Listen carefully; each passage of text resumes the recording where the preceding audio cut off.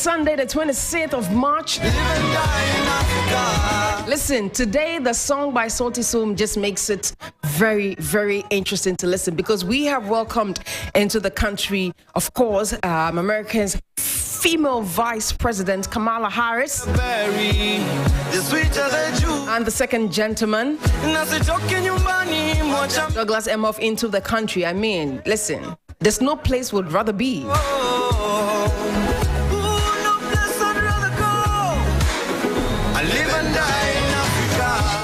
We die in Africa. My name is Dela Michel. This is how I choose to welcome you to today's show.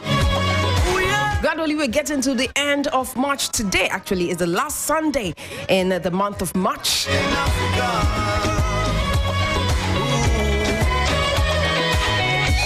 I already have some shout-outs in the building. Woo! This is to Ernest Clothing. That is Ernest Olubu. He's the CEO of Ernest Clothing. Ooh, Ernesto Clothing, actually, our collection. Well, my name is Dela Michel, always doing this with my DJ Abiam, my very able producer, Mame Khan, technician in the background of the ones and twos, Jifa. Of course, Dela too is here. Today's an Igbe clown. Listen, guys, you need to stay with us because the next 2 hours is going to be very interesting. We've been looking at Made in Ghana month, and as I mentioned, today happens to be the last Sunday in the month of March, and we're going hard. This time around, we're doing See Ghana. So we've done Eat Ghana, we've done Wear Ghana.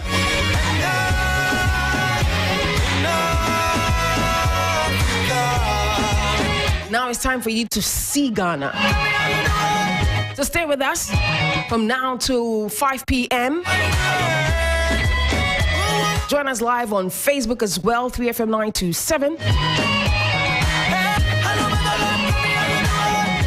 And I've been saying that, since yesterday, I've been listening to some, Ghanaian legend musicians. I've been listening to Kojo Entry. I've been listening to Furian Ponsa. I've been listening to Daddy Lumba. I've been listening to Amachi Dede. I've been listening to Dasibre Jamina. Listen, I've been going back. So I want us to start the show with one of my favorite songs from one of my favorite legends in the country. You want to guess? Abiam, are you ready? Let's go.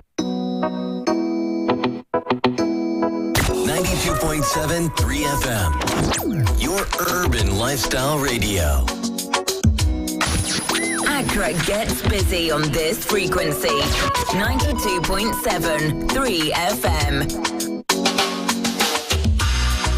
Hurry, someday I'll do it. Hurry, someday I'll do it. Hurry, someday I'll do it.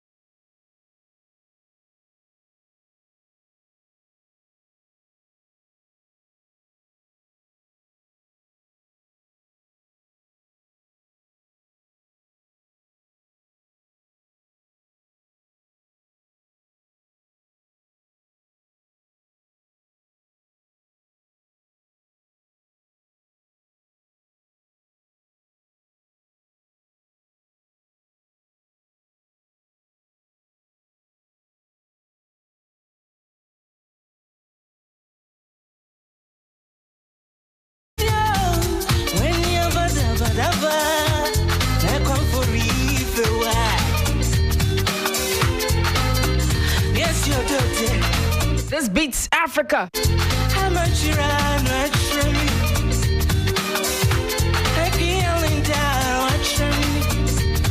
Before that, you heard some very good music from Daddy Lumba. Now, song in the background, Cinderella, by, of course, Oforian Ponsa. How many of you remember these ones? I mean, if you're born in 2000, do they even remember this one? Yes, Jifa didn't even know. Jifa, when you were born, 2015. Wow. So she's hearing Oforian Ponsa for the very first time. This is called Cinderella, Jifa. This is Cinderella.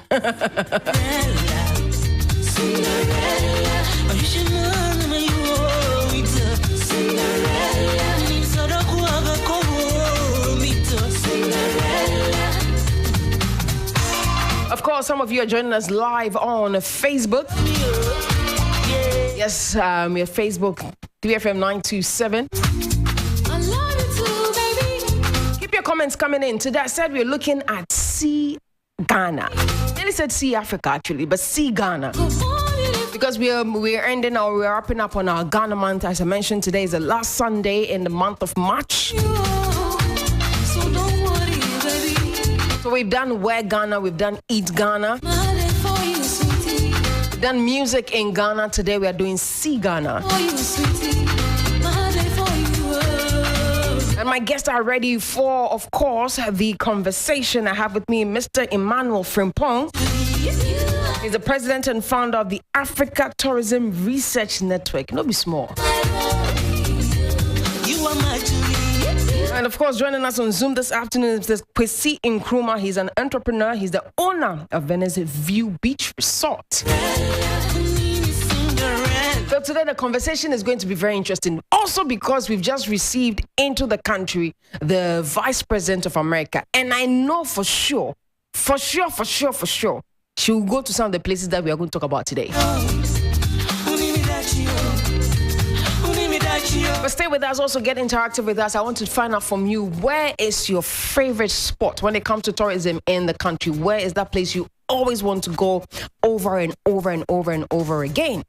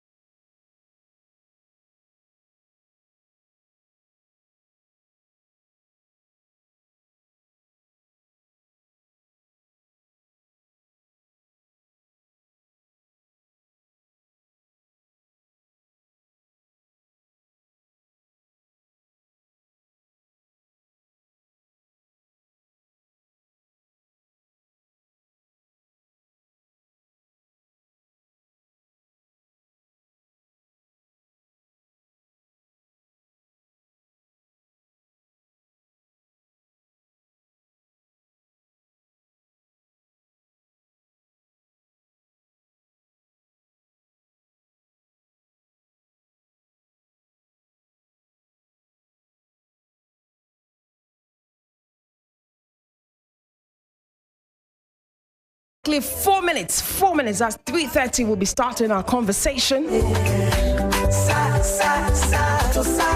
As I keep saying all the time, Beatz Africa is the only show that talks about the African continent like never before. We look at countries, on the continent, and we look at their similarities and differences between Ghana and them. But because we are in the Ghana month, we've been going hard on celebrating our own country. So today my guest will be Mr. Emmanuel Frimpong. He's the president and founder of the Africa Tourism Research Network. And joining us on Zoom all the way from the United States of America is Mr. Kwesi Frimpong. He's an entrepreneur, the owner of Venice View Beach Resort. So stay with us, 3 minutes. That conversation will be starting at exactly 3:30. But for now, just keep enjoying the tunes coming in from my very own HDJ, DJ Abiam.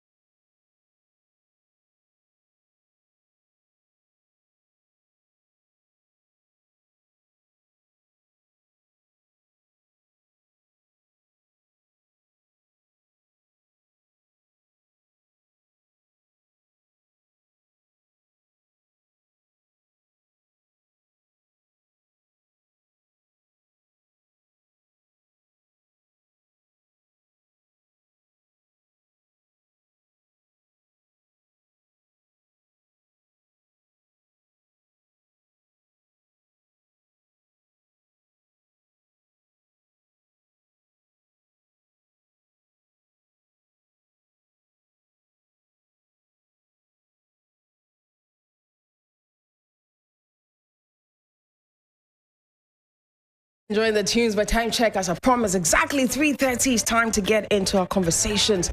My guests are already waiting to have that, conversation with me. So, Mr. Emmanuel Frimpong, good afternoon. Good afternoon, Dela. How are you doing? Oh, the grace is keeping us. The grace is keeping you, eh? The grace is keeping you, eh? Absolutely. Absolutely, absolutely. And also, Mr. Kwesi Nkrumah. Mr. Nkrumah, can you hear us? Yes, sir. Solid. Joining us all the way from America. Which state are you in as we speak? I'm currently in the DMV. Oh, you're in the DMV area. Oh, okay. Shout out to all my DMV people. Some of them are live on my TikTok. Hey, you see somebody wrote TikTok. Well, that's why I went to say TikTok. On my Instagram. It's not me. The person who wrote TikTok is here. She should start laughing right now. But anyway, some of them are live on my Instagram and also live on Facebook. So, Mr. Frimpong, today, first of all, a very good day for us. Yes, it is. We have received the Vice President of US in the country. Come closer to your mic and let's have that conversation. First of all, what does this mean to us as a country that is heavily, promoting tourism? Well, good afternoon to you and to your cherished viewers and listeners. And good afternoon to you, Kwesi. Nice to see you. Yes, Kwesi, all the way from, a DMV area. Yeah, so if you look at what is happening across the globe now, every country is trying to brand that country. So we have destination branding that is going on everywhere. Yeah. And to have the vice president of the most powerful nation in the world in the country, I don't know if she's visited any other African country. Yeah. So she's going to visit a number of African countries. I know she'll be going to Tanzania as well, but she's starting her African tour in Ghana. So Ghana is the first African country that she's been to as part of her African tour. Yeah. So that makes it great for us as a country. She's visiting about 4 countries, and this is the first place she's visited. So all eyes is on her, and all eyes is on Ghana. So it gives us the opportunity to brand Ghana. Why Ghana?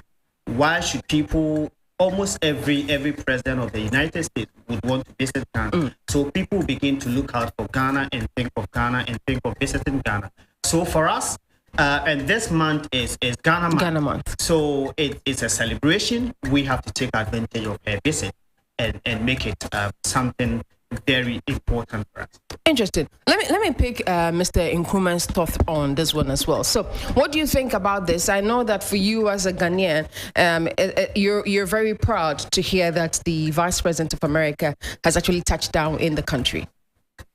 Yep. It's exciting to know that on the same day, whilst we're having this interview, she's in Ghana. As we think about it, Ghana is the gateway to Africa. And so having Kamala down there sends a clear message that, okay, I'm going to go down to Africa and I'm going through the gateway. And so in terms of tourism, that ties in closely to send you a clear message saying that, hey, if you want to visit Africa, make sure you touch down in Ghana first. Make sure you touch down in Ghana first. That's very good. But we're looking at See Ghana. That is what today's conversation is all about. Tourism. How we can promote Ghana tourism. You are an entrepreneur. Let me begin with you before I even come to, because I see Mr. Frimpong as more in the policy, area. So there are a lot of things that we can talk about in that area as well. But for you as one who owns a beach resort here in the country, first of all, why that particular idea and how has it been situated when it comes to tourism? Yep, and that's a great question. Just to churn this out, our beach resort is in the Western region, and it's currently still has some parts of it under construction. Some parts of it are still open for business. In terms of tourism, if you have a little bit of money saved somewhere, you could have bought Bitcoin, right? Why do you want to take your money all the way down to Ghana and not Accra, not Cape Coast, not anywhere prime, but you decided to take it all the way down to your own village in the Western region?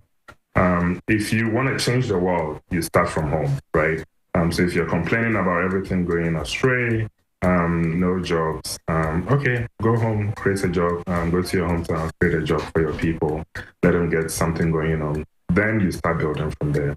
You're creating a point of contact for tourists to come and stay and have a good time, and also experience where you come from that you are proud of. And of course, recent statistics have shown us that Ghana is the second most proudest country in the world. And so if you're proud of where you come from, then you start building from there. So, yeah. Interesting. Mr. Frimpong, let me pick your thought on that. The Western region. I mean, he's saying that his resort is located in the Western region. The region itself, can we say that we have a lot of tourist attractions in that particular region, the Western region? I think it's quite interesting, that region. just in January, I had opportunity to tour that region with two Germans. Actually, they got in touch with me. They wanted to do a documentary because they have some. They've read about the region and how the Germans came there and all the things that happened in Germany, in that region. So we actually started from the beach, Kokrobite, all the way to Anumabo. We traveled for about 4 days and then we settled in the Western region. And I was shocked when I went to Princess Town. The things I saw in terms of tourism, the potential that I saw, that I was like, whoa. So we sit here and we have no idea what we can make out of this region. And for me, we went to the Azim Beach, we went to Cape Trade Point, we went to all the places, and the potential is so huge that we I don't know what we need to do, but just as Kwesi has begun, we need investors to go there and look at what we have, because a lot of them have no idea what is there. If we can bring it to their attention and get them to visit and know the potential there, even surfing. If you go to Princess Town, they have this beach there, this sea that almost has 3 rivers merging together, and it's so calm that you sit there and you are wondering. And the beachfront, I call it the blue sea. It's so beautiful, so blue, and you can sit there for days and you can still be sitting there and not wanting to move out. So I think that region has so much potential, but people don't know. And I think it is time people got there and actually toured around and look at the potential there and invest. Investing in tourism is very expensive. And the returns, you don't get the returns that early. But I believe if you can do that, probably 5-10 years, when you begin to see the returns, then you'll really be happy you did. I'm glad you've mentioned the investment part of tourism, and then the fact that, of course, the returns are not immediate as people expect, because there's been a whole lot of conversation about, first of all, maintenance of these tourist attractions in the country. Secondly, charges that makes it even unattractive for people in that indigens in that area to even want to patronize some of these attractions that we have. You're talking about the fact that the Western region has potentials, but we are not seeing that potential. For me, I would say that Ghana itself has a lot of potentials. So many places, Ashanti region, Bono, Northern. But when you look at places that are highlighted in Ghana, it's just a few. And for our listeners who are joining us on 3FM 92.7, those of you who are joining us on Facebook, 3FM 927, some of you are joining me live on Instagram. Let me just mention a few of the places, because these tend to be the places that are usually highlighted. Of course, you can't talk about tourism when you don't talk about the Elmina Castle. Really highlighted. Then we have the Accra City Tour, another attraction that has been highlighted. Then the Ebri Botanical Gardens. Then we have Shy Hills. Then we have Mole Park that has also been highlighted. And we have places after Ebri, so Aqua Safari, that area has also been highlighted as a place to go. But I find it quite interesting that we haven't highlighted even Akosombo. Because Akosombo is stationed a way that you are experiencing, is it the Volta region? Yes. And then the Eastern. Then you experience the Greater Accra. And then you experience the Greater Accra too as well. You know, we highlight one particular point and then we tend to forget the others. So they look like more of, as you're talking, investment. So if investment is not in that direction, they become like orphan tourist attractions. Because I have been to Cape Coast recently, and for my first time, I saw Fort Amsterdam. I didn't even know that there was Fort Amsterdam in Cape Coast, and I was so intrigued. I was like, first of all, how do I even get to that fort? But how many of us have heard of Fort Amsterdam? Not many. Not many. So, in as much as we have the potentials, which I think is our fault, we are not highlighting them. What would you say? Well, one of the things that I always say is probably God gave us too much. So sometimes we find it difficult looking at which of them should we highlight. Some countries don't have a quota of what we have, so they focus on the little that they have and highlight it and do everything around it. But we have so much. I was shocked to hear that actually Ashanti region has a waterfall. Oh yes, Yes, I was shocked. there's actually a waterfall in the Ashanti region. Yes, and then just 3 There's days. one in Ebri. Yes. So just 3 days ago, I was watching a documentary, and then I realized there was a waterfall in Bono, and people didn't even know. People who live in Bono didn't even know there was a waterfall, and so we have so much. But because we are not focusing on what we have, and also engaging the media, because the media that will make the noise for us. We when Jacob Obicha was around, he did something. He got the media to go around with him for days. Everything was paid, accommodation, feeding, everything. And when they came out, they were able to highlight some areas. And now we have a lot of media organizations around. We have the social media as well. So I think what we need to do is to engage the media, maybe a whole week. Let them go to, let's say, 4 or 5 regions. Look at what each region has. Let's document it. If recently I was doing a research and I went to the top hotels in Accra just to find out if they have a brochure that talks about tourism potentials in Ghana.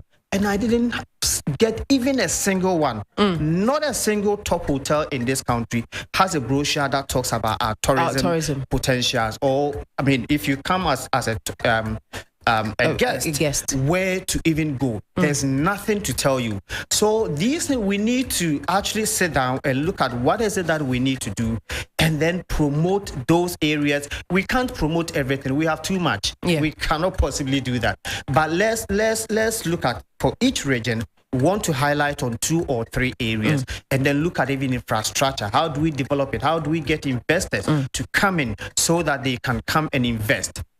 I'll pick up on it, but let me just clarify something. I never mentioned that Ebri is in the Ashanti region. Mr. Frimpong was talking about the fact that there's a waterfall in the Ashanti region, and I mentioned that a waterfall is also in Ebri. So just to make that clarification clear for Wednesday, who asked me on Instagram. But let me take your thought on this, Kwesi. He's talking about the fact that highlighting, how we've highlighted, we tend to highlight some places and then the others look as if there isn't much attention going there. Before you even veered into wanting to have a beach resort, what was your take on tourism in the country?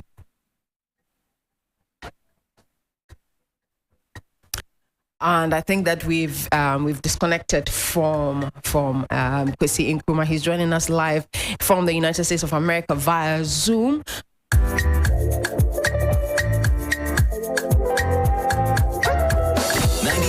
3 FM. But this is a conversation we're having today on Beatz Africa. We are focusing on See Ghana. And ask you a very simple question. Tell me, where is the place you'd want to go to?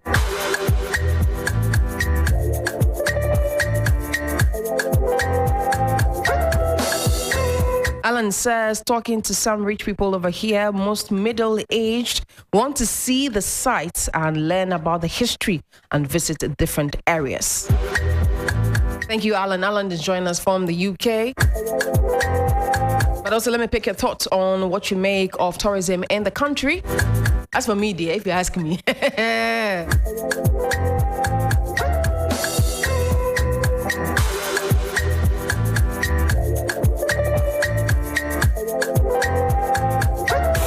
FM 92.7 Urban Lifestyle Radio Station. Accra gets busy on this frequency. 92.7.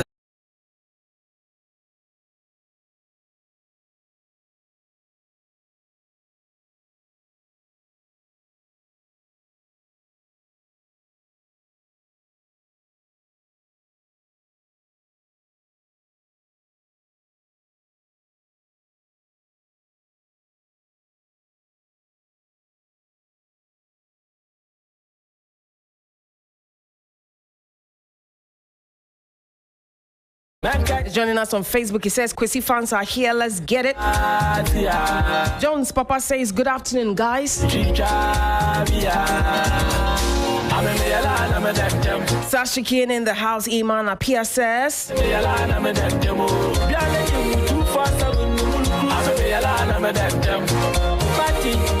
Akosia Sumwa Brumenda says, Dela watching you. Thank you, Akosia. Your life because problem is not the finish. Leave me make I chop life. I know speaking for English. Brother, I know.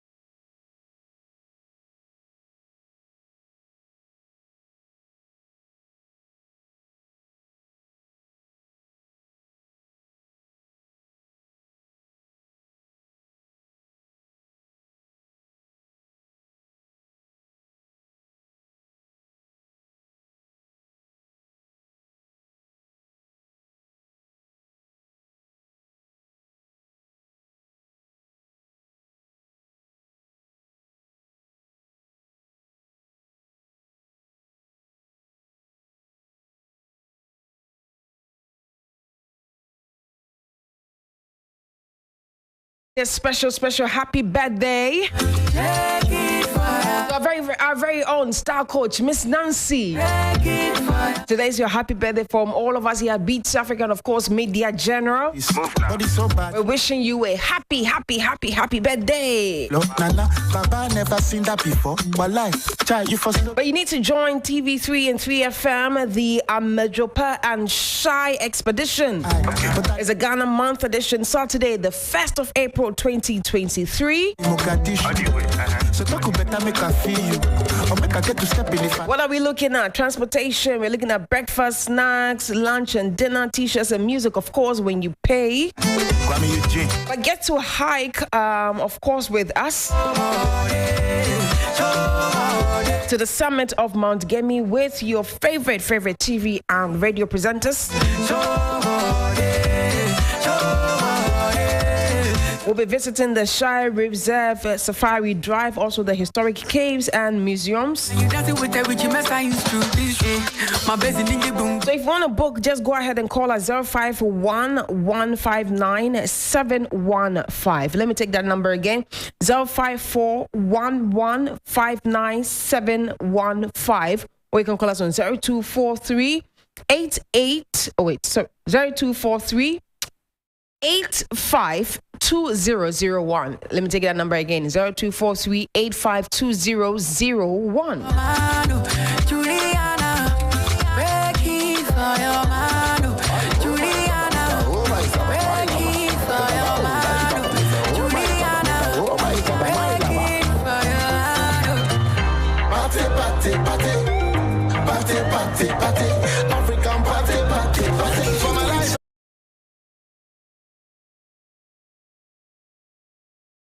Kwesi Nkrumah is back with us. Mr. Nkrumah, can you hear us? Yes, I can hear you. Great, awesome. Yes, we can hear you. So I was asking earlier, before we lost you there, that before you delve into becoming an entrepreneur, especially in the tourist industry, what was your take on tourism? Did you share the same sentiments that Mr. Frimpong just shared with us about the fact that we have been blessed with too many? So we just highlight what we can, and obviously the other parts would have to suffer because of that. Yes, I do share similar views. The main problem that I realized recently was exposure, right? We have a lot, but there is no clear documentation of what we have. So case in point, we have folks who are coming to Ghana every December, every occasion, every festival. Right now we have Kamala in the country. Now, if I'm out here, let's say in Europe or in America, and trying to travel to Ghana, the first thing I would do is to go online. Okay, my boyfriend, my friends, my family is in Takoradi. So what can I do in Takoradi? That's the first thing they'll look for. Now, if you look at our online listings, you would see that out here, in Europe and in the US, they have classifiers, right? If you click on a city, say Takoradi, or if you click on a city, say Esiama or say Baku in Nzima, it clearly lists the tourist activities you can do for each city on Wikipedia, right? And so what I realized was I was trying to document every single of these, especially for the Western region. And for each city, there isn't any good article on Wikipedia. There isn't a clear listing of what you would do, the various tourist activities that you can do in each city, in each small town, each village on Wikipedia. And Wikipedia is more like an open university that should have every content about every single city and town and village out there and what you can do. That simple initiative of, say, a student who's doing their thesis in the university, of documenting that on Wikipedia alone can expose the whole country to the world, because everybody now is coming to Ghana. Everybody is coming to Ghana.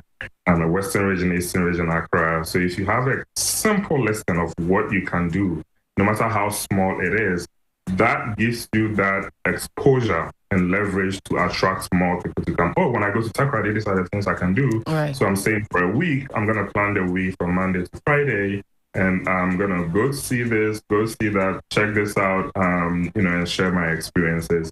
In terms of boosting that aspect of tourism too, that will attract a lot of influx in terms of money for entrepreneurs like us to also try to break even in some of the investments that we are doing in the country. So exposure. So we've actually built a team that is going out there, taking every single city and town in the Western region, and we are documenting everything on Wikipedia, because the way the internet works, everything that you document on Wikipedia that gets approved will fit into anywhere you search in the world. And so that will give that exposure, and we've embarked on that initiative, and it's taking shape. So we won't wait for the government, we have to do it ourselves. I mean, we won't wait for the government, we have to do it ourselves. But there's always been a challenge when I have with tourism that has to do with maintenance. We have moments where it's a season. One of our biggest season is Christmas, where we're expecting a lot of people into the country. I'm talking about thousands of people into the country. You understand? And I think this was highlighted in 2019 when we had the whole year of return buzz. We had a lot of people coming into the country. But then COVID hit in 2020. Right. And it was so sad to see that all these places that we had made so much noise about, just after our visitors left, breaking crime, the African sickness took over. Because in 2021, I went to the Kwame Nkrumah Museum, which used to be one of the places that we highlight during visits by diaspora and so foreigners. Once you come, you have to go to the museum, until the renovation of that particular project began. And the fountain was dry. There was weeds all over. And I was surprised. And this visit was just about 3 weeks to December. That's in 2021, where now, of course, the COVID ban, all the travel bans had been lifted. So we're expecting people into the country. And I said this under my breath, that we are waiting for them to start to come. And then we will start to put in the work. So it looks like, even though we have these places, we are not really interested in how we indigents, and correct me if I'm wrong, how we indigents want to approach these things. Because if we are not getting 2020, the whole of 2020, lockdown, you understand, we weren't having people into the country. There was travel bans. So now these places are there, but people are not going because even the appetite has not been whipped among indigents. Mr. Frimpong, is this sickness curable in any way? Well, I don't think that challenge is peculiar to tourism. Is our nature, maintenance culture, and interesting. We don't teach it in school. So if you don't pick it up in your community, at home, or anywhere, or personally developing that maintenance culture, you grow up, you become a CEO, you become a director, you become anything, and you see things messed up around you, and you don't even see them because it hasn't become part of you. So it is something that I think we all need to pick it up. Maybe from primary school or wherever, we have to start teaching our children that anything you see around you, take it as your own properties, take it as your own thing, and you maintain it. You make sure it becomes better than you met it. So if we begin to inculcate that maintenance culture in our children from home in schools, then when they grow, they'll grow with it.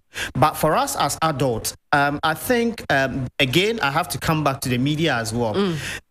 Sometimes we focus too much on politics and leave the things that are important. Right. Maybe we can pick a week or a month that this is Environment Month. This is Maintenance Culture Month. The whole media every morning, let's dedicate 5 minutes, 10 minutes to talk about maintenance. They'll culture. come and bash us, Mr. Frimpong. Because the thing is that the other side of the argument is that it's not that authorities are not aware. Yes. Authorities are very, very much aware. Yes. Of these states. For instance, this market next to the Kwame Nkrumah Museum, where we use the art market. Right. You should go and see Art Center on a weekday when there's no visitor, no Obroni, Obroni Koko, no Irish Kontomere. Like there's no traveler in there, and I personally go to the market, and I say I want to just go to the arts market and then just see if I can patronize something. Even the reception towards me, who is an indigent, it's not even pleasant. Well, we all have a role to play. I was at Jamestown, where GT has built the tourist receptive center, and I was enraged because you go in and the mess, rubbish all over the place, and you ask yourself, look, they just built this thing for you. Can't somebody take responsibility and maintain it? Just cleaning up too has become a problem. You talk about the art center. Yes, the challenge has always been there. If you go there and you want to use the toilet facility, you come out. You get there and you come out because it's a total mess and it's a private man managing it. Can't we have something properly done? So these are things that we all have to sit on the table and talk about this. And look, if we are talking about domestic tourism, if we are talking about international tourism, we need to have these basic facilities there. Water is a challenge there, and not just that place. Almost all over the place, if you go there and you are looking for a place to ease yourself, you can't because it is not a place that you want to use. It's true. Yep. Yeah. Mr. Nkrumah, you had something to say. Yeah, so it's a general pattern across all spheres within the country itself, right? And it starts from our socialization. We cannot, be inculcated with certain values, and then the bit of cleanliness and maintenance and operations is out of it. So it just like Japan did, there was a total overhaul of culture, right? And that always starts from your socialization, typically when you are very young. Simple steps: get up, make your bed, clean your room, do your dishes, do that every day. And then naturally you grow with it. And so what you will find is the private sector, as much as possible. So you will find all these luxury resorts out there. They try to keep it very clean because it's privatized and entrepreneurs have invested in it. Right. And the public side of it, it's very lackadaisical, and everybody just do whatever they want, and people will litter and keep it dirty.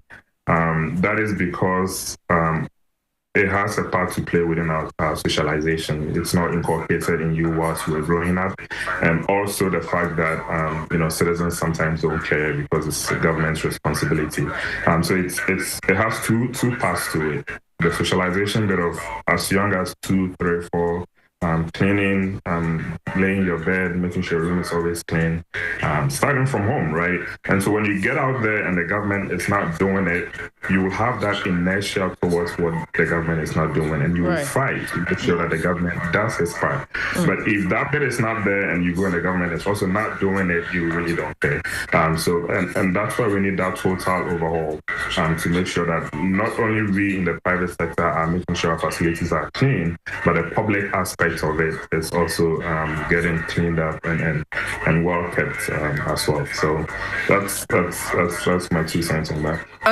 I'm currently on Facebook, and I just want to read a few of the comments that have been coming in. This is coming from Nana Edu Emmanuel. He says tourism is a potential force that can fetch Ghana a lot of revenue. He's watching us live from Kumasi. Thank you so much. Boabin is giving us thumbs up for the conversation we are having. Kwame Oforia Manfo is also giving us thumbs up for the conversation we are having. It looks like this conversation is very interesting, of course, to many of us, because tourism, as Emmanuel rightly said on Facebook, has the potential, and not even has the potential, it is fetching as a lot of revenue, but is a sustainability part of it that seems to be a major concern. The maintenance issue, of how these places are. It's like, as Mr. Nkrumah was saying, if it is not privatized, then quote unquote, it's like nobody's business.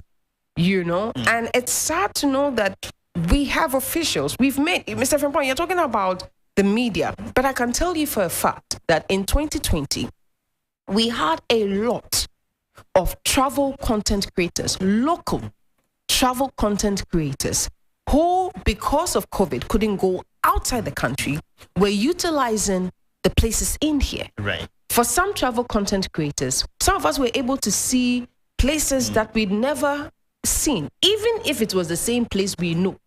It's how it was packaged, So we're talking about Lumun, we're talking about Zaina, because look at it. We mentioned a few places, and Zaina wasn't even listed. Yes. Mole Park was listed, and Zaina literally is in the same, locality. Paga. When I was growing up, Paga was one of the places that we used to hear so much about, because everybody wanted to either sit on the crocodile or feed the crocodile chicken. But at this point, we don't seem to make so much noise about Paga anymore. It's like the attention has shifted, to other places that are more of like cash cow. And my concern is that if this continues, then what we are trying to create, what we are trying to get out of tourism, we might not get it, Mr. Frimpong. What do you think? You see, the other thing that is also happening is that the attention of tourists is also shifting away from the traditional attraction sites that we know. So you talk about Paga, you talk about Mole Park, you talk about all these places. A lot of people are not so much interested in those things anymore. I mean, if you take things like sports tourism, take things like people who want to come to Ghana just to have fun, enjoy the nightlife. They are not interested in Paga. They are not interested in the forest. They are not interested in your culture. They want a place where they will come and have fun. So every evening they are out enjoying themselves. The next morning they are sleeping. So the trend is changing. Right. So we have to look at, okay, fine, the trend is changing. Which areas do we also have to focus so that we, as a country, we don't lose out altogether? So I think that is the trend. And for tour operators, need to also look at how do I package my tours. Recently, I was invited to the Pharmacy Council meeting where they invited about probably 60 companies from India that came here to do business. And they were here for days. I was asking, so in the evening, what happens to them? Where do they go to? They said, well, they don't go anywhere. I was like, what? You have over 100 people who are here, and we don't take advantage of it to let them know Ghana. So these are areas that tour operators also have to look at, not just the usual going to waterfalls, the cultural centers, visiting museums and things like that. So these are also areas that we need to focus on. The intangibles, we need to also look at the intangibles. How do we make it accessible, to package it so well that people will love to? Because Ghana has something unique. People come here and they live here and they live with something that they can't really attest to, that this is exactly what I'm going with, but somehow, some way, they are going with something and they want to come back again. Right. So these are things that we need to also pay attention to and package it well. Yes, the authorities have their responsibilities. We also have our responsibility. Now I want to go back to the district assemblies. They don't see tourism as a business. But if they don't see tourism as a business, my concern is, who would we point fingers to in this particular area? Is it that the people themselves are not curious enough? Or let me say, I don't want to use the word knowledgeable enough, because I know they know. But is it that they are not curious enough to want to be like, we have this, that can we change it into something? Can we tell a story around this? Because there are places that they really don't have monuments. Right. But it's the way of life for the people, right, which is quite different, and from other tribes or from other districts, and they've made that such a point, right, that if you go, you just want to see, if it is maybe a marriage ceremony, you want to be a part of how they make that, and that is fetching the money. I can tell you for a fact that even in Congo Brazzaville and DR Congo, they have the Lasape culture. Now, this is not a monument. Yes. These are people who dress fashionably and they parade themselves on the street, and people want to fly all the way to DRC, or all the way to Congo Brazzaville just to witness this thing. So is it that we are not like, we don't really like see, say, I don't know. The awareness it's called experiential tourism, right? Yeah. So you made a very good point in there. So experiential tourism of when I come to Ghana, I want to experience the way of life that is unique to Ghanaians out there, right? And so if you tackle it from a district assembly level, there are so many buckets in which they are playing to get IGF, internally generated funds, right? Tourism for a small country in Ghana, especially some parts of Ghana like the Western region, where we have the beautiful sandy beaches, the beautiful oceans interspersed with the tall palm trees. You pay top dollar to see this in the Bahamas. You pay top dollar to see this in the Maldives. But we pay dollar here, Anna. No. So if you understand that concept of, if I go to Maldives, I have to pay $2,000 just to spend a night and see the same things that I have in Ghana that I'm taking for granted, then it gives you that drive to say, okay, District Assembly, what are we doing to make sure the community can benefit from these natural things that we are blessed with? And that is why some of us have seen that, and we've seen that along the stretch of the coastal towns in Nzima.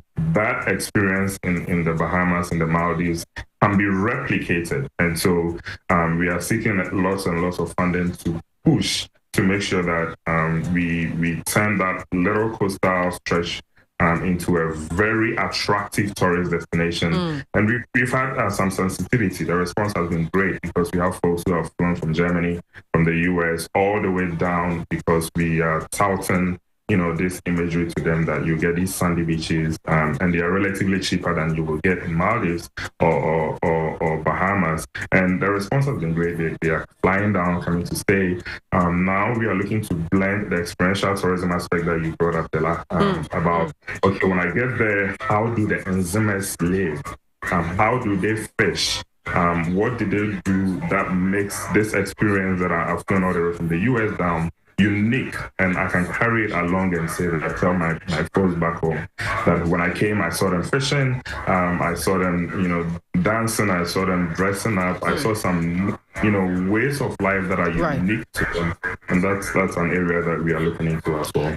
I know Mr. Frimpong wants to comment, but before you do that, let me just read this one that is coming from Facebook. Yabwabin says the change has to be embedded in our upbringing, just as you made mention of earlier. Like the Bible would say, train up the child the way he should go. Nonetheless, authorities must put in structures. Mr. Frimpong, I wanted to listen to your comments. Yes, that I was going to say that just to add to what Kweku said. If you look, Kwesi sorry. If you look at the number of people that travel to Benin just to go and experience voodoo, I was going to say that. You will be shocked. We have Antoine in Ghana. We have Nokoko. Is that correct? Yes, Novokpo. Novo. G5. Novokpo. No. It's like that. No. Okay. So we demonize some of these things, right? But people pay thousands of dollars to go and experience, to go and see what they do, right? So it is all about packaging. It is all about also getting the local people to understand tourism as a business. That look, we have this in our community. We can make it a business. We can package it and get money out of it.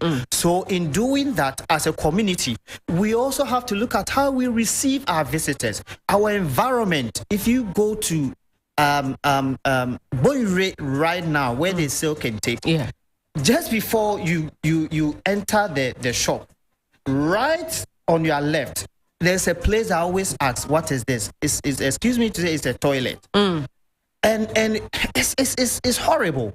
So these are things that we have to let the communities know that, look, we can't be doing this and have some of these eyesore things around. Let us look at how we can get a community to understand that, look, we can create job opportunities for you here by using the tourism. Right. So when that awareness is created, and we get them to understand, probably get some sponsorship for some of the young boys and girls in the community to go and learn about tour guiding. Some of them will come back and be guides in the community, and it will fetch them money. So these are some of the things that we have to start doing. These are some of the things we need to start doing. Just stick it up. Everybody knows that we call it shot, man, a big them. Our conversation on Beatz Africa today, we are focusing on Sea Ghana. I asked earlier, where are the places you'd like to explore if you're in Ghana? Them in the area. Whoa. Bust it up, stick it up. Everybody knows that we call it shot, man, a big. We're looking at the Volta region, the northern region, the eastern, the western, central. From Cotonou. Are we looking at the central region? Them in the dance, put on a buckle up. Them in the area. We're looking at Bono. Bust it up, stick it up. Everybody knows that we call it shot, man. You want to be in the greater Accra? See my phone, need a ring, giving me the holla. Listen, 16 regions, that's what we have in Ghana.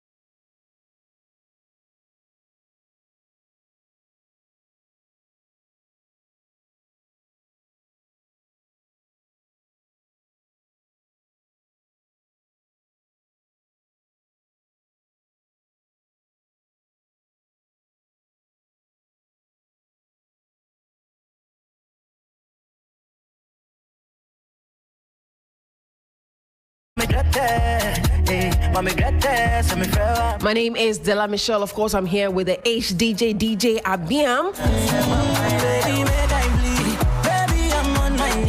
My guest today, Mr. Kwesi Nkrumah. He's an entrepreneur.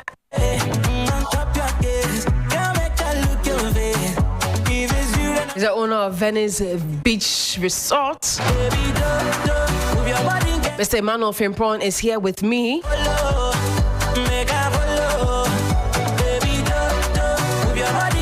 He's the president and founder of the Africa Tourism Research Network. We'll find out what the research network, ATRN, what they've been doing to help boost tourism in the country.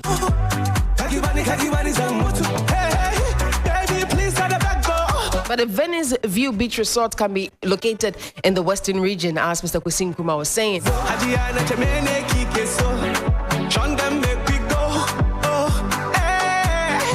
The conversation is very interesting because we are getting a lot of, comments on our Facebook platform.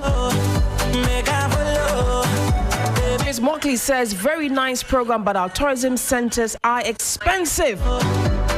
So much that the local people cannot go there, but rather foreigners will go and enjoy these places. Yeah, Bobby is saying that the central and the western region is a whole experience. Listen, the Volta region itself is a whole experience.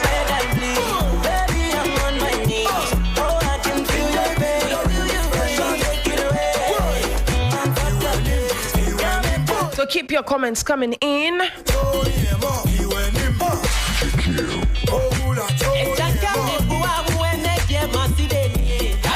Those of you who are sharing and liking, thank you so much.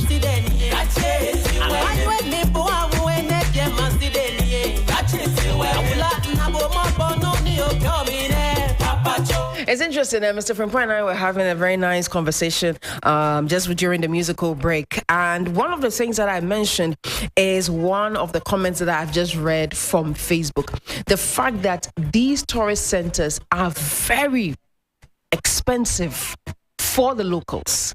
That it's only, of course, foreigners and even people within the country that have the means to explore. I remember there was a place that when they came, I was told they were charging about $1,000 a night. And I was screaming. I was one of the people who was screaming. I said, $1,000. Then I was doing convention. I was like, shit.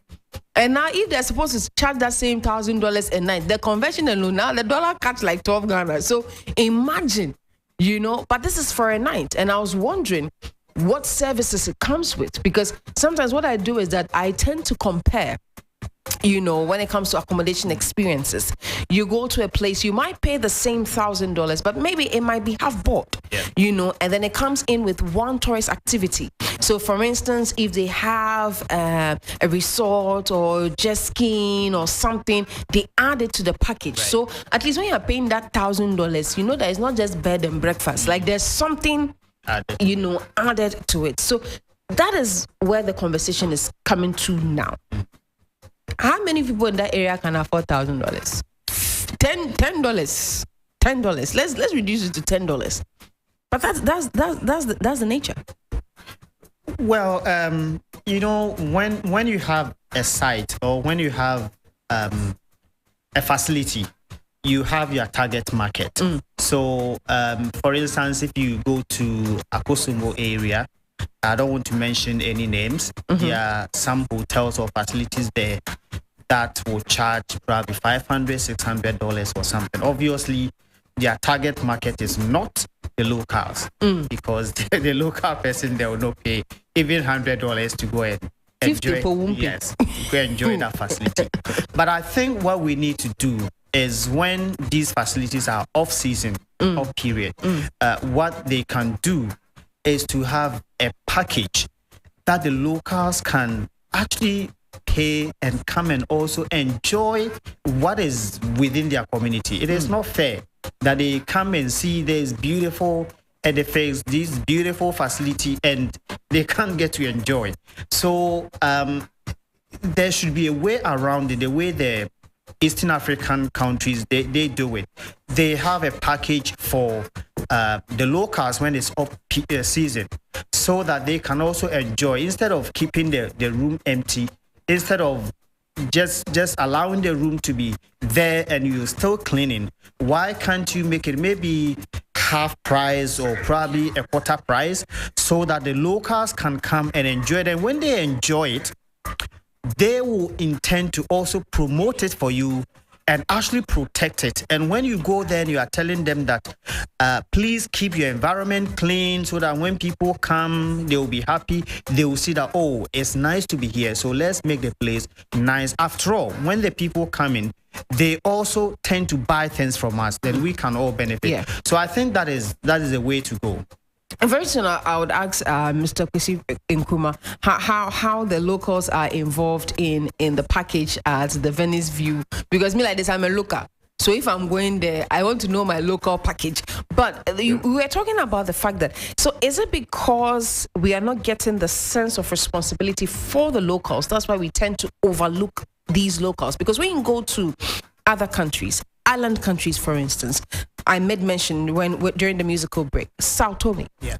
When you go to Sao Tome, most of the tourist, centers, the hotels, the Airbnbs, they have a lot of locals who are even employed in that area. So you go there, the locals are working as tourist, tour guides. Right. They are working as translators. They are working as chefs. They are working as, caretakers of these areas. So at least the locals are very much involved. You go to Kenya, for instance, it's the same thing. And not even just Nairobi. You go to Lamu in Kenya, for instance. Most of the things you're seeing the locals, involved. You go into Morocco, you're seeing that. Even the Caribbeans, they're very good at, getting a lot of local participation, in the things that they do. So is it that we don't really see the excitement in the locals? That's why we tend to overlook them or something? I think it's the reason is where we started from. We always saw tourism as white man's thing, right? The white man works, he's tired over the weekend. It is his culture to go to a brewery, to go to anywhere to relax. So for us, it is a white man thing. So we have to begin to conscientize people that, look, tourism, visiting places is good for your health, is good for your mind, is good for your body. So when that is drummed into us, then we'll begin to see that, okay, yes, I want to enjoy it, but I don't have the money. Then the facility owners can begin to look at it that, yes, okay, we can have a package for the locals. But in our own minds, for some people, they live in a community, even if you are asking them to pay 50 cedis to come and enjoy a facility that is 500, they want it free. They don't see why they should pay for it, because in the first place, it's not something that they want to do. We call us the Thomas faith. We want to see. Seeing is believing. So when we enter and we see that the water is blue and the sand is white, and then next time tell us to pay 50, we even say that, oh, Master, we'll add more to it, because right now we have seen that the water is blue. But Mr. Kwesi Nkrumah, you are a facility owner. Do you have packages for locals, or you are targeting $1,000 a night? Yeah, so that's a beautiful question. That's really the basis where we build our resort from, right? So if you come to our facility, we have packages that target even as far as students that we went to school with. We have local packages for the locals. We have packages for folks that we went to school with, high school, alumni, and then we have packages for foreigners. The beautiful thing about Venice View Beach Resort is that we are making luxury affordable. So if you go to a top notch, I don't want to mention names because Ghana competition laws are different from the US. Here you can mention, you can mention names and go ahead. Here you can mention names, but out there in Ghana you cannot. So if you look at the top, beach resorts in Ghana, they will charge you $1,000, $1,500 for the same luxury that we provide in our rooms, in our chalet, right? And so if you look at the furniture that I'm sitting on right here, this is an $8,000 furniture set. We have bed sets that are $20,000. We put these in our spacious chalets, and we discount it drastically all the way it down where if you're a local and you visit any of these top, beach resorts in Ghana, or if you go to their website and see their pictures, you have that same experience when you come to Venice View for extremely cheap. And so what we found out is when we do our math, about 70% of our revenue comes from Ghanaians themselves and locals, and then 30% is coming from the influx where we target specific people out here in Europe and in the US. Wow. So they are coming in, getting the same experience with the same ambience, with the same exposure, and so they love it. So in short, we are saying we are making luxury accommodation affordable for the locals as well. I mean, and we have, go ahead. I was going to say that I like the sound of that because I'm currently exploring some parts of Venice View Beach Resort, and if this is what I'm seeing is what I'm going to get, and as a local I have a package, and they say like Mami can before so Mami Jifa Abiam we can get away. You're always welcome, and for corporate bodies we always discount it, and for media sometimes we do free because we like to build that relationship, and then so we've had a lot of them come and we're like, okay, all right, just take 2 nights, explore, we'll give you access to everything, and then go tell the good news that when you come you would see. We had folks who came all the way from Europe, and then they told, they know the furniture, they know what is in, they know the decor, they know the items in there. They asked us, where did we get this? Why is it priced like that? Is this a non-for-profit beach resort? And we are like, we are trying to make it as affordable so that the locals can come in, experience it. Now, another side of it is that the exposure levels locally, some of them do not even know that they are lying on a $10,000 bed. And so when they come in there, even though they've seen it, they have absolutely no idea what. I'm sure that the day when they sleep, they dream, very good dreams, like they are walking on some, beach with white sands, and they are almost in heaven. 10,000 beds. That has been a challenge for us because they have no idea or sense of the value they are getting. Right. So right. We are trying to sensitize our staff to let them go through a check-in process where we explain to them, indeed, this is what you are getting for this price. And if you on the other side of competition, you would have been paying $1,000 Yes. and here you're only paying like $100 a night. And I'm also appreciative of the fact that from what I'm seeing, like a little flyer here, your charges are in cedis and not dollars. Yep, we do have some that are targeted to the US market and Europe. Sure. And so if you see a flyer that's showing dollars, that is an ad or commercial, if you like, targeting the diaspora. So but the local flyers out there, we put it in cities. And that's how it's supposed to be. So we've had questions like, where is this in them? Like, no, that is not for Ghana, that is for the US market.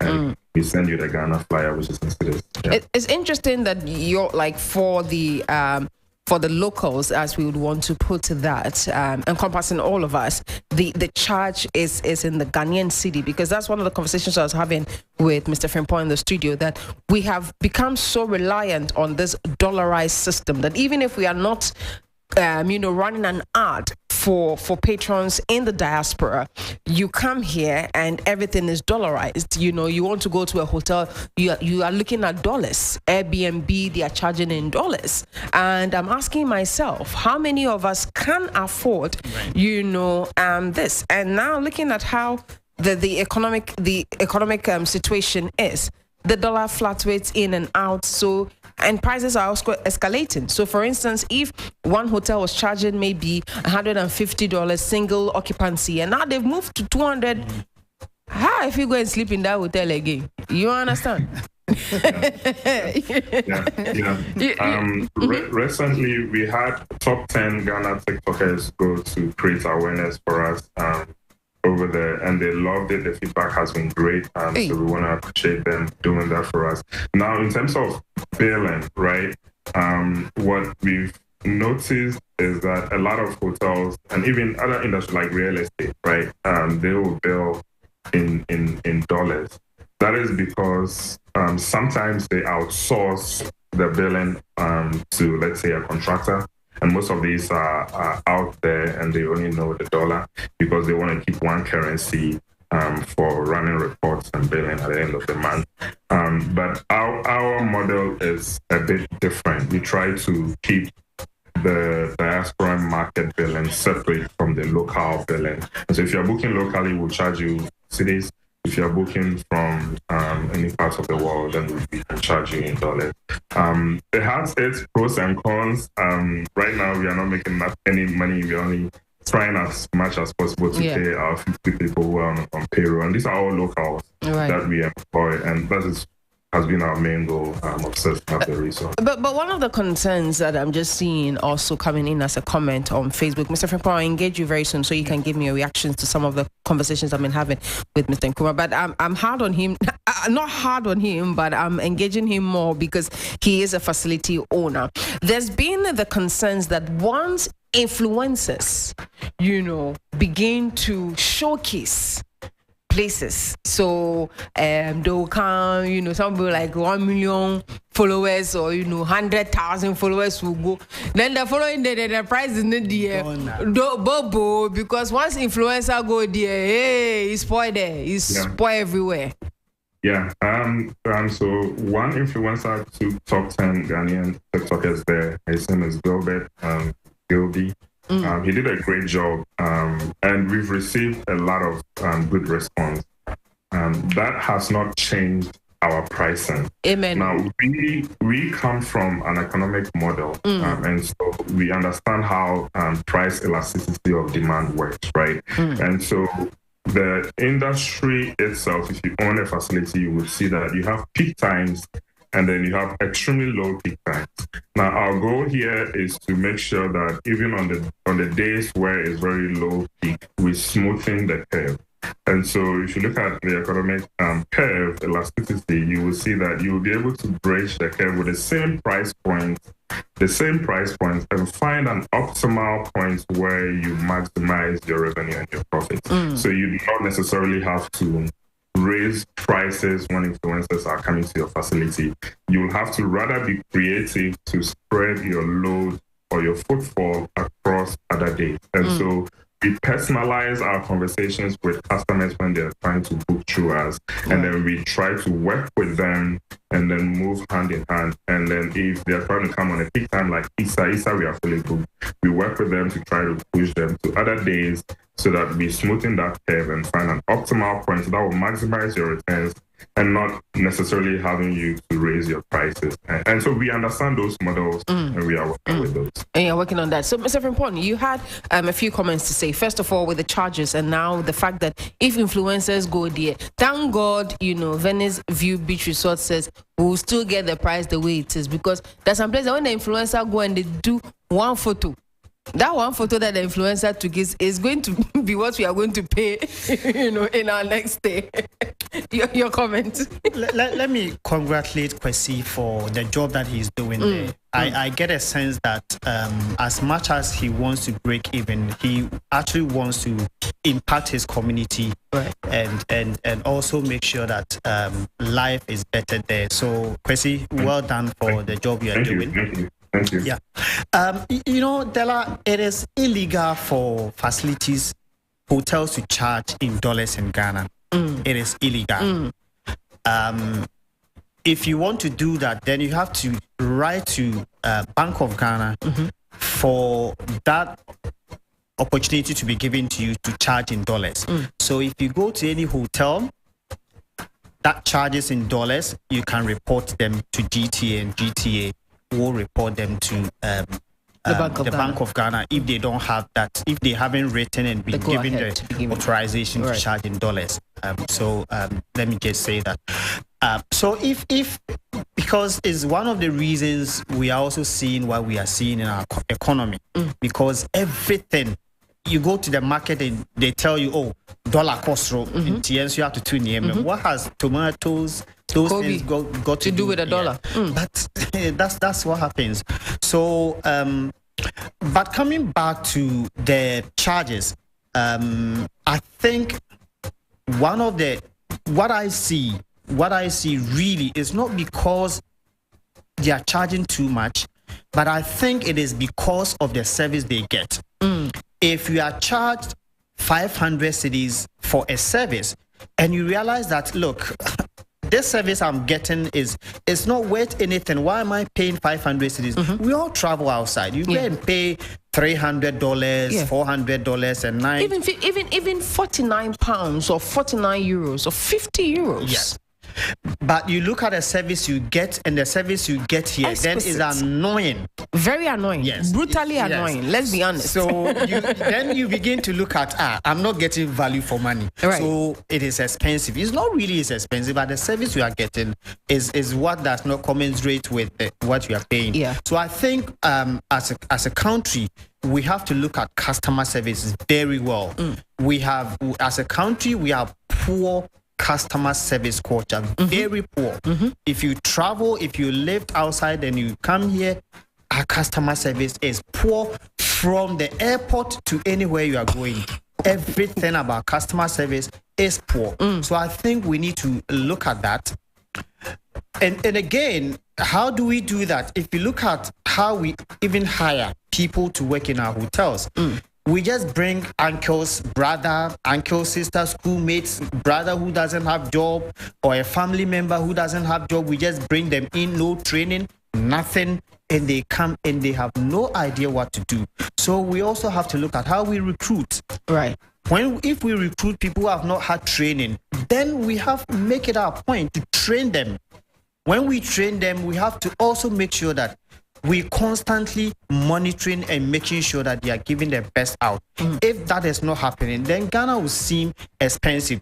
I know people that pay $500, $600, but they don't complain. Because the kind of service they get at those facilities, they are happy about it, and they even look at it as cheap when they compare it to with other service. Yes. So, It's quite interesting. It's quite interesting that you've highlighted it on services as well. Because I was saying, for instance, I don't mind when I should go to Blue Waterfall, for instance, and there's a gate fee charge of 50 cedis or 100 cedis, per person to get to the waterfall. But where I will begin to raise an eyebrow is on my way to the waterfall, I'm seeing that the walk I'm supposed to use is broken. And it doesn't look like it broke yesterday. It looked like it broke like 3 years ago, and it's still broken, And then I begin to wonder, why take the gate fee? Why do we put ourselves in a position where we will allow tourism not to be attractive for us? And that is one thing that Beatz Africa has been, this show was coined on the back of that. That in as much as we are talking about Africa, similarities between Ghana and other African countries, we like to see what they are doing in their countries that we can also perfect in our countries, especially when it comes to tourism. Because we are here speaking, and I was making a clear example with you that last year there was a program in Botswana. And we saw the Minister of Tourism in Botswana. And we heard the Botswanan president go on about how their meat is the best meat in the world. Now, nobody could fight them because that is what they are even using to attract people. The meat in Botswana. And our Minister of Tourism was excited. And when he came back, I haven't heard from him. It's like we have the authorities there, but we every day question what they are doing to help us. Because if Kwesi Nkrumah has something he has to do and needs approval for maybe GTA or needs something, I'm sure that the bureaucracy, that you have to go through, I feel these are the things that don't make tourism attractive to us. So we have a lot of Ghanaians here who, when you say, let's go to Kakum, the first thing is that, Kakum dear, Banaka, when you go, the canopy is broke. Meanwhile, we are not there, but we've seen an image which showed that the one piece was not there. And knowing us, we can predict that same piece it will not be there. It's quite interesting how we've taken tourism, but this is a conversation we're having today. What else? Now, just to make this clear, we are not saying that tourism in Ghana is in shambles. No, we are looking at how we can make it better for us. Because arguably, it is one of the industries that we can rake in a lot of revenue. Other African countries are doing it. Today, when it comes to countries that are it's like a competition, Kenya wants to be, South Africa wants to be, Botswana wants to be, Uganda, Namibia, Congo. We are talking about other African countries. Everybody now wants to boost tourism. So we are just having a conversation, of course, with the owner of Venice View Beach Resort, Kwesi Nkrumah, and then the president and founder of the African Tourism Research Network, Mr. Emmanuel Frimpong. We just want to make things better. If you're talking about, Ghana Month, it's good we are highlighting it, but we know that Ghanaians, we have issues when it comes to tourism. So today, you have made me your tourism issue manager. Please, after this show, don't come and look for me. You can look for DJ Abiam. What else? Time check, sound 49 minutes after the hour 4. It means that in 10 minutes we'll be wrapping up. I see the comments coming in on Facebook. Let me read a few. What else? 92.7 3 FM. Your urban lifestyle radio. Accra gets busy.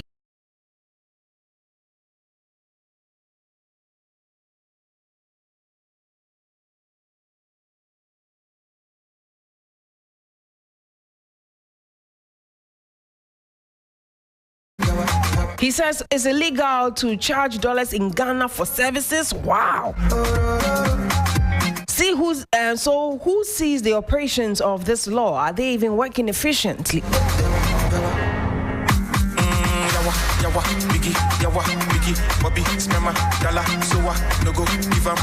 Keep your comments coming through, but don't forget to join 3FM and TV3 on the 1st of April. And I want to say a very good afternoon to Nadia and Vienna Negasi. They're joining me in the studio. In fact, they are passing through actually. Vienna Negasi is a musician here. Top musician with billboards all over.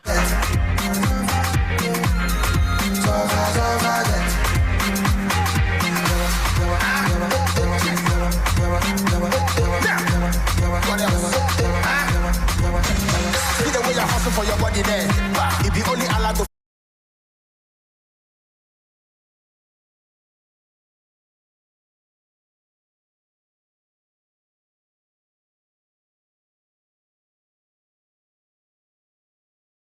now that we have the vice president in the country, she's definitely going to go to Cape Coast. Elmina, dear, she'll go.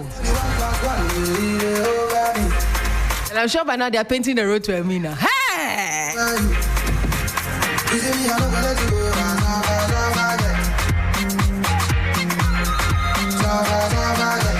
This one, DJ Abiam said she said because he saw them painting.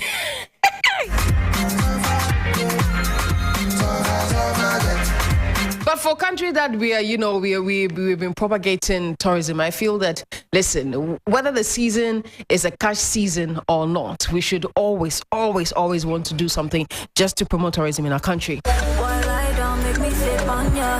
Why not broke and dead upon ya?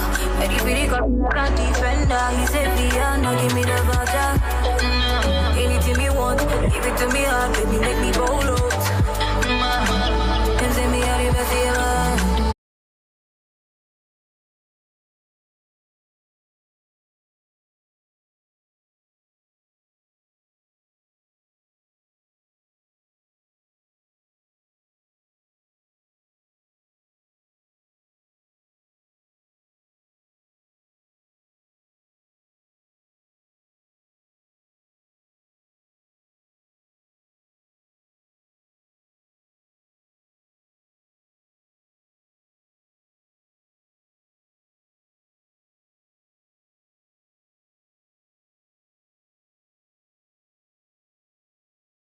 Song in the background. Vienna and Agassi. 1, 2, 3, 1, 2, 3. Or pin me down. me, choke me, let it overload me. Like 1, 2, 3, 1, 2, 3. 1, 2, 3, 1, 2, 3. Okay, 7 minutes to go. Let me engage my guests and find out from them. Mr. Nkrumah, So this one that we are here, we're expecting, more people to come into the country. I would want to take your final thoughts on how best we can help the industry to grow as one who finds himself in the industry. Yep. Like I said earlier, the number one thing that we need to do is to put ourselves out there. And so it can be as simple as a thesis project for university students at KNUST or Legon or any other university out there to carefully document internally at the district level, at the regional level, national level, and also at the world level. I'm talking about Wikipedia and other sites where we can expose every single attraction that we have out there. Why? Even locally in Ghana, a lot of people do not even know within their community or within their region or within their township the tourist attractions that they have.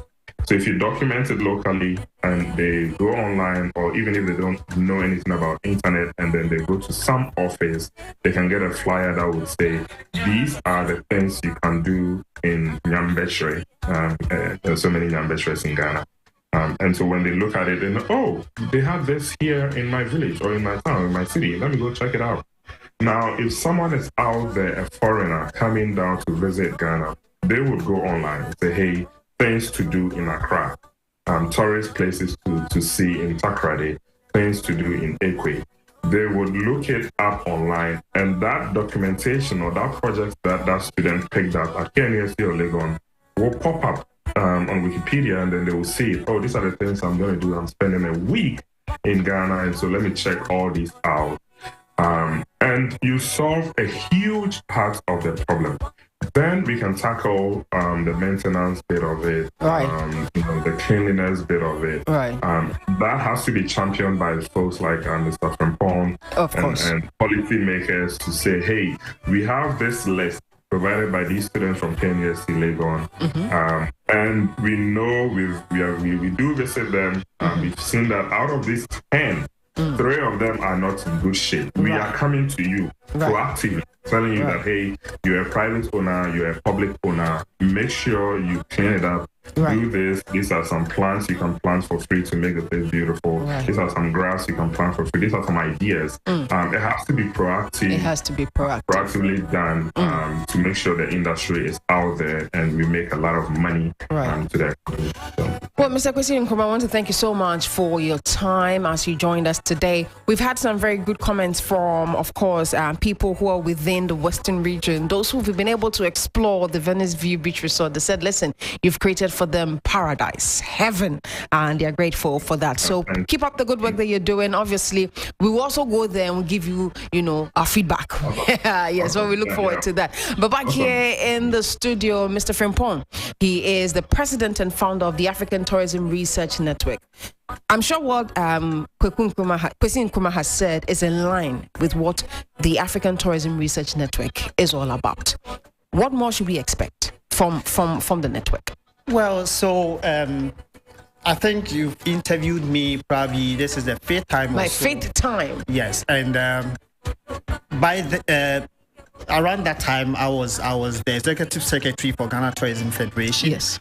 And I saw a need. The need I saw was that, just as Kwesi mentioned, we don't have a database for anything. Most of the things that we have in the regions are not documented.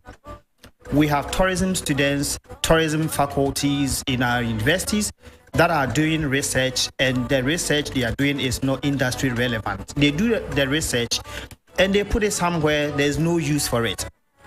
So I thought, hey, look, we need to have a database.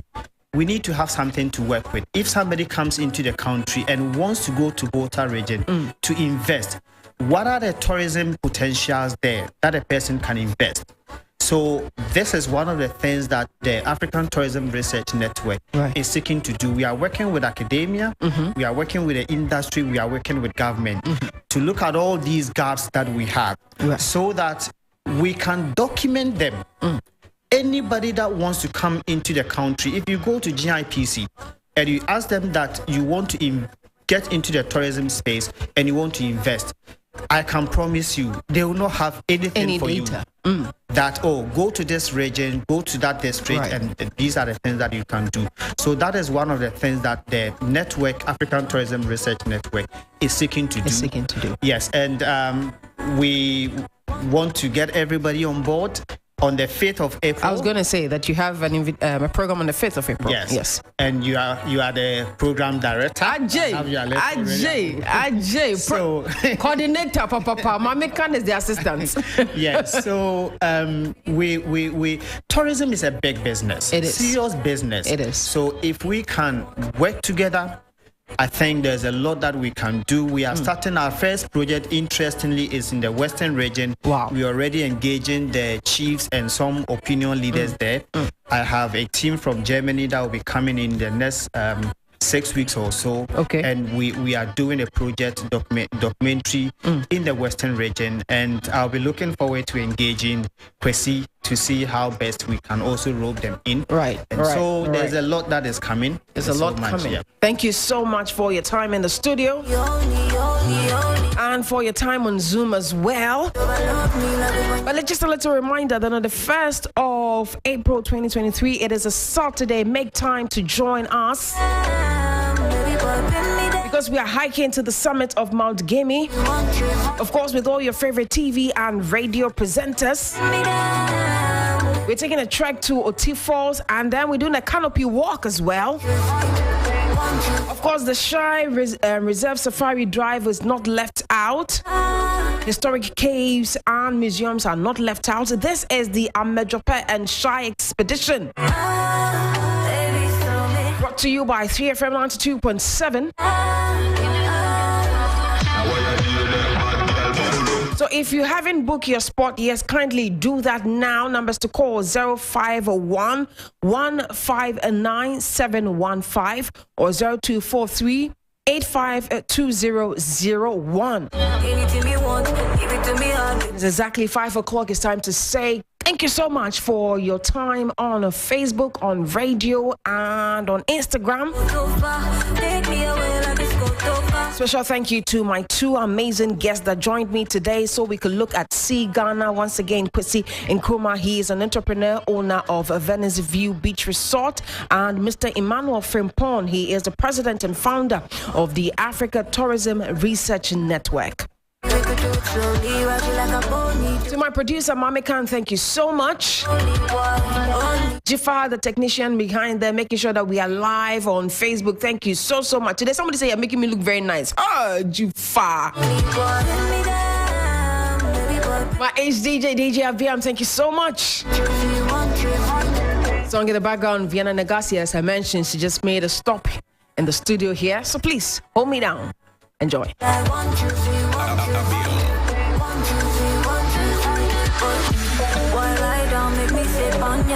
Why not broke and dead upon ya?